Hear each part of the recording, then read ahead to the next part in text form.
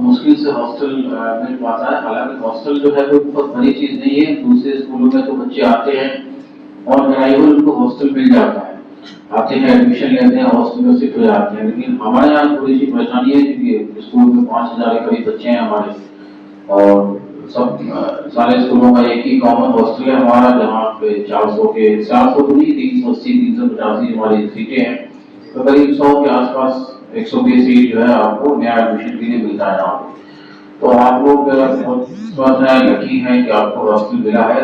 यहाँ जो जो हमारी लोकेलिटी है, जो पटना हाउस और आसपास का लोकेलिटी में जिस तरह का माहौल, क्योंकि मैं भी आप ही लोगों की तरह दिल्ली आया था पढ़ने के लिए, तो मैं भी बाहर लोकेलिटी में रह रहा था, यही पटना हाउस और जानकी नगर, तो थोड़ा मुझे आइडिया है कि किस तरह का हालात है यहाँ पर।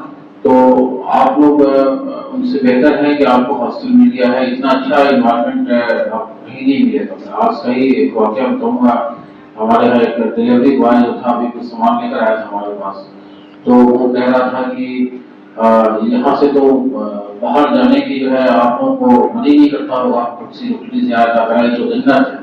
तो हमने कहा जन्नत तो कभी देखा उन्होंने, अभी आप कैसा होता है, लेकिन तो वो जो इसी लोकेलिटी में रहते होंगे, तो उन्होंने कैंपस में आने के बाद पहली बार कैंपस में आया और सामान डिलीवर करने को बड़ा अच्छा लगा, तो वो रुक के तारीफ करने लगा। तो काफी हम बहुत अच्छे जगह पे रह रहे हैं यहाँ पे, तो आप लोग उसका फायदा उठाइए, पढ़िए आप लोग जो है मेहनत, क्योंकि यहाँ आपको सिर्फ पढ़ना है, खाना आपको बना बनाया मिलता है यहाँ पे, धोबी है, कपड़ा आपको धुलाई करके दे रहा है, आपको सफाई करने वाला भी आता है, आपको सिर्फ यहाँ पे पढ़ाई करना पढ़ना है। हॉस्टल का हमारा जो रिकॉर्ड है, पास्ट रिकॉर्ड अगर आप देखेंगे तो बहुत अच्छा रहा है। बहुत से बच्चे जो है हमारे हॉस्टल से डॉक्टर्स इंजीनियर्स बने, और इत्तेफाक से आप ही के हॉस्टल का बच्चा जो है पिछले साल ही जो है यूपीएससी क्लियर किया हुआ, IAS उसको रैंक मिला था।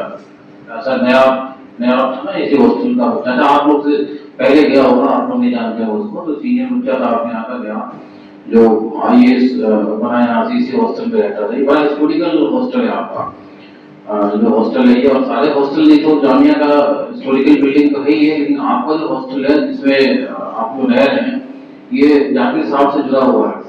तो जाकिर हुसैन साहब का नाम सुना ही होगा आप लोगों ने। जाकिर हुसैन साहब जो है वो इसी नीचे जो मकान है, जो वार्डन हाउस है, इसी वार्डन हाउस में जाकिर हुसैन साहब रहा करते थे। तो बड़ा हिस्टोरिकल है बिल्डिंग जिसमें आप रह रहे हैं, जो प्रेसिडेंट भी हुआ करते थे और जामिया के फाउंडर भी रहे, तो इसी बिल्डिंग में रहे, वो रहते थे यहाँ पे। तो बस थोड़ी सी बातें मैं कहूँ कि आप मेहनत करिए, जो मकसद लेकर आप यहाँ पे आए हैं, अब आपको उस मकसद के लिए कोशिश करना है। आपको जो मकसद लेकर आए हैं आप उसको अचीव करना है यहाँ पे, उसके लिए आपको पढ़ना है, मेहनत करना पड़ेगा आपको। और हॉस्टल में जब रहेंगे तो रहते रहते फिर आपको, क्योंकि हॉस्टल को एक सेकंड होम कहा जाता है, तो आपको रियलाइज हुआ कि वाकई घर है यहाँ से, और हॉस्टल से लगाव हो जाता है। जब आप निकलेंगे यहाँ से तो बार बार आपको आने की ख्वाहिश हुई कि आप यहाँ पे आए। कई कई कई ऐसा कई बार हुआ कि मेरे पास कुछ सीनियर बच्चे आते रहते हैं यहाँ पे, आकर मिलते हैं, कई बार कहते हैं कि हमको जो है वो अपना जो बेड है उस बेड पे जाना है, थोड़ा सा लेटना है, थोड़ा बैठना है। तो इतना लगाव हो जाता है कि कई साल 5 साल 10 साल के बाद बच्चे आते हैं, जो है 15 साल पुराने वाले। 2005 बैच का बच्चा आया था अभी, महमूद मंजिल में मिला था, उसी बेड में हॉस्टल में जाना चाहता हूँ, मैंने कहा जाइए आप, तो मुझे जो है वो उस बेड पे जाकर थोड़ा देर बैठना है, मैंने कहा जाइए बैठिए आप थोड़ा देर वहाँ पे। तो इतना लगाव हॉस्टल से हो जाता जाते हैं, तो इंशाल्लाह आप लोगों को भी लगाव होगा। लेकिन असल है कि जो इन्वायरमेंट आपको मिला है आप लोग उसका फायदा उठाइए, आप लोग पढ़िए, आप लोग अच्छा करिए और डिसिप्लिन में रहिए थोड़ा। आपके हॉस्टल की शिकायतें अक्सर आती रहती है, बल्कि सबसे ज्यादा शिकायत आपके हॉस्टल के साथ रहा है, तो मैं शिकायत तो नहीं करूंगा आप लोगों के साथ यहाँ पे, लेकिन कई डिसिप्लिन केसेस जो है रिपोर्ट होते रहे आपके हॉस्टल से, तो वो सारी चीजें अब खत्म होनी चाहिए। प्रॉब्लम नहीं है, क्योंकि लास्ट ईयर भी रहा, इस साल भी इस तरह कुछ प्रॉब्लम होते रहे, तो डिसिप्लिन में रहिए। कोई प्रॉब्लम है तो आप मिलिए, आकर बात करिए। अभी मैं देख रहा हूँ आपको, मैं बैठा हुआ है तो मुझे भी लग रहा है कि आपके पंखे जो है खराब है, मैं केयर टेकर साहब से कहना था कि भाई ये सब हालात में कह हमने इसको बनवा के दिया, तो फिर इंशाल्लाह इसको चेंज कराया जाएगा। जो कई नए पंखे खरीदने के प्रोसेस में हैं। अभी आपके जो मॉनिटर्स हैं उनसे मांगा गया था कि आप लोग डिटेल दीजिए कि कौन से पंखे आपने खराब दिया होगा, आपके मॉनिटर ने दिया ना आप लोगों ने दे दिया होगा, तो वो सब प्रोसेस में आ गया है और इंशाल्लाह जल्दी आ जाएगा, तो रिप्लेस किया जाएगा। बाकी प्रॉब्लम है, कोई भी दिक्कत हो तो आप जो भी फ्रेशर्स हैं, जो पुराने लोग हैं, आप ये कहने के लिए अलग अलग हॉस्टल है, सब एक ही हॉस्टल है। ये जामिया स्कूल हॉस्टल कहा जाता है, हम इसको मंजिल कहते हैं। 4 मंजिल, सभी मंजिल की मंजिल है आपका, और हॉस्टल एक ही होगा। तो हॉस्टल बड़ा नहीं है आपका, अलग अलग आप जो है समझिए एक साथ रह रहे हैं आप, और कोई भी प्रॉब्लम हो तो मिलजुल के उसको सॉल्व करेंगे प्रॉब्लम को। कोई भी इशू है तो आप आइए मिलने के लिए। सब आपके वार्डन है, एक तो आपके हॉस्टल में वार्डन रहते ही हैं। अभी आपके हॉस्टल की जो वार्डन है वो मैडम है, अलिस्मा मैडम है, शायद मुलाकात आप लोगों से हुई है कि एक बार शायद आई थी हॉस्टल में, है मुलाकात आप लोग? तो वो जो ओए साहब हैं वो जाने वाले थे, वो जैसे वकेट करेंगे जाएंगे तो मैडम शिफ्ट करेंगे तो फिर फ्रिक्वेंट विजिट करेंगे हॉस्टल में आके, फिर आपका इंटरेक्शन होगा जो आपकी कंसर्न वार्डन है, तो वो तो है यहाँ पे, वो भी आएंगे आप लोगों के साथ। उनके अलावा जितने भी वार्डन है सब आपके वार्डन, उनको ये नहीं कि आपके वार्डन जो है वो आपके मंजिल में जो रहते हैं रहती हैं वही वार्डन है, हम सब आपके वार्डन है और 24 घंटा हम लोग आपके लिए अवेलेबल रहते हैं। हमने क्या रखा है कि कभी भी जरूरत पड़े तो आप रात को 12 बजे 2 बजे भी आप आएंगे तो आपको अटेंड करेंगे, करते हैं हम बच्चों को, ठीक है ना। हम लोग का विजिटिंग आवर नहीं, जैसे विजिटिंग आवर एक होता है वार्डन्स की, वो हमने कोई विजिटिंग आवर नहीं बनाया, हमने 24 आवर विजिटिंग आवर रखा है। लेकिन साथ में कहा आपसे कि कोई इमरजेंसी होता है तो आप रात को 2 बजे भी आइए, लेकिन कोई इतनी इमरजेंसी नहीं है, आप वेट कर सकते हैं तो वेट करिए, उसके बाद आप करेंगे, फिर आपसे कोई जरूरी बात होती है। लेकिन आप जब चाहे आइए, किसी के पास भी आ जाइए। सबसे ज्यादा प्रशांत पूजा साहब होते हैं जो फ्रंट में है, सबसे ज्यादा बच्चे इन्हीं के पास आते हैं, तो जाइए आप लोग जिसके पास चाहे आ सकते हैं।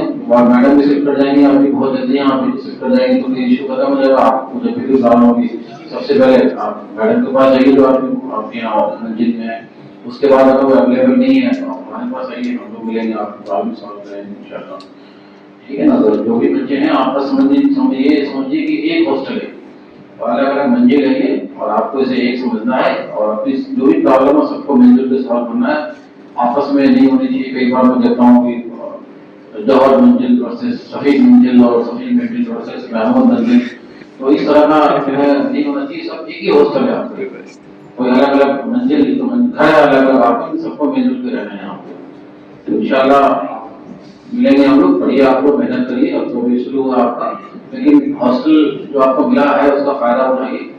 बड़ा अफसोस होता है, अभी आज भी एक साल आए थे मिलने के लिए, छोटा सा बच्चे को लेकर आए थे, आज ही की शायद बात है, आज ही सिराज भाई एक साल जो मिलने आए थे, जुमा को आए थे, कल आए हुए यहाँ, तो बड़ा अफसोस होता है, छोटे बच्चे को लेकर आते हैं कि सर हॉस्टल दिला दीजिए, तो हॉस्टल में जगह नहीं है, हमारे पास लिमिटेड होता है, बहुत लिमिटेड स्पेस है, लिमिटेड सीट है हमारा, तो आप लोगों को मिला है उसका पूरा फायदा उठाइए। आप लोग खूब मेहनत करिए, पढ़िए आप लोग, और अपना घर का नाम रोशन कीजिए, अपना नाम रोशन कीजिए, देश का नाम रोशन कीजिए।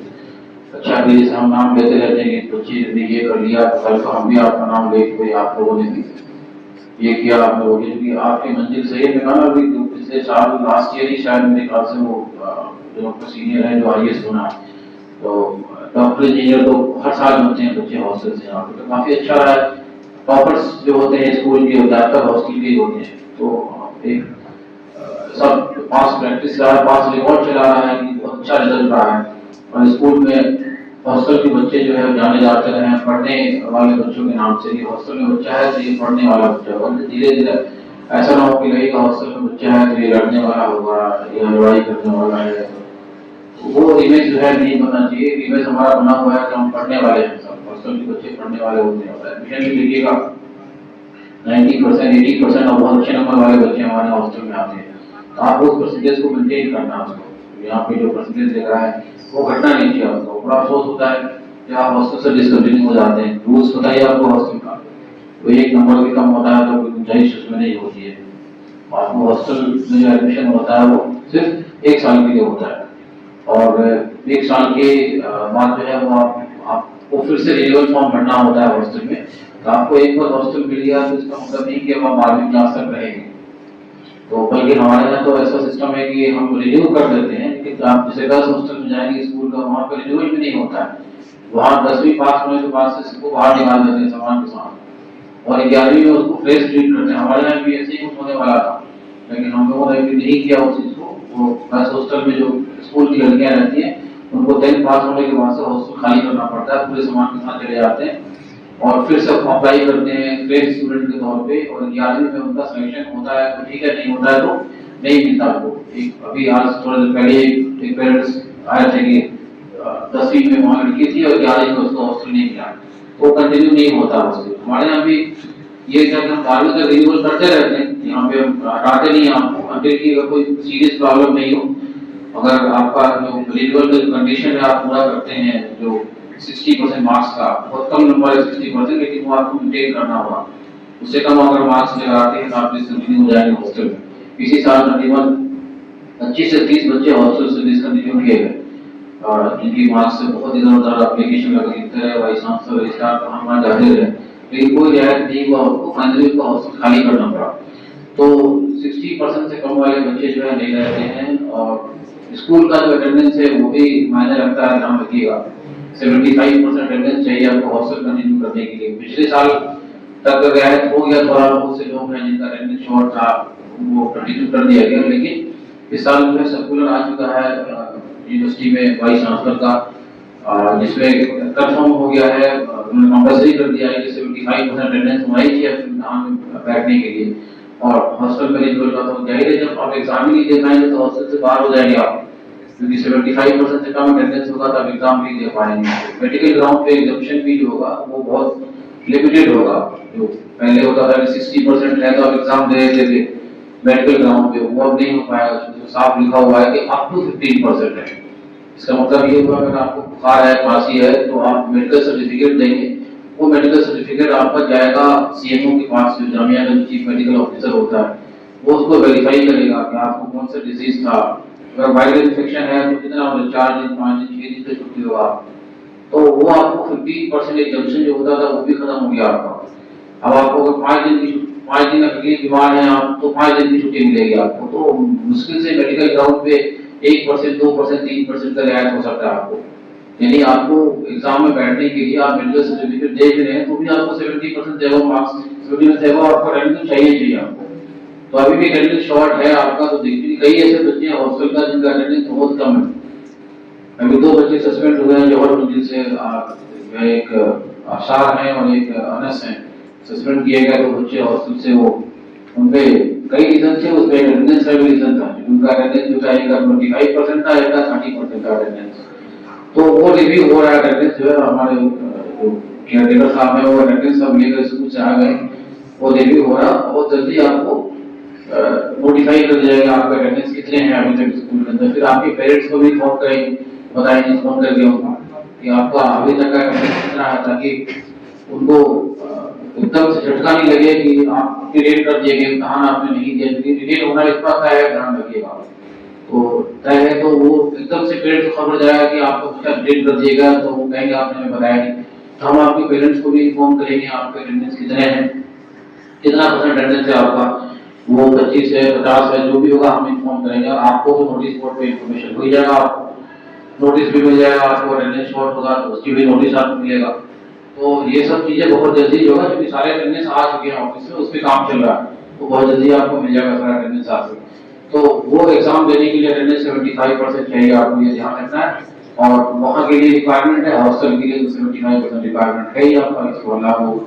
और तीसरा कंडीशन मार्क्स हो गया 60%, अटेंडेंस 75%, और तीसरा आपका गुड कंडक्ट है कि आपके अगेंस्ट कोई जो है डिसिप्लिन के केस नहीं हो, जो आपको नोटिस वगैरह मिलते हैं, वार्निंग लेटर मिलते हैं, वो सब भी जो है अगर ऐसा है तो आपका रिन्यूअल जो है हॉस्टल का रोका जा सकता है आपका। तो इन चीजों का ख्याल रखिएगा, जो नए बच्चे हैं जो पुराने बच्चे हैं सबके लिए ही सब ये कंडीशन सबके ऊपर लागू होगा, नए पुराने, ठीक है ना। तो बस अब ज्यादा वैसे ही बहुत टाइम ले लिया आपने आपका, मैं सोच के आया 2 मिनट में छोड़ दूंगा, लेकिन बस लंबी हो गई बातचीत। तो आप लोगों का खैर उत्तम है, आपका वेलकम है, आप लोग पढ़िए, हॉस्टल में हैं, मेहनत करिए, जो बख्शा है इंशाल्लाह कामयाब हो गया, कामयाब हो गया इंशाल्लाह। शुक्रिया।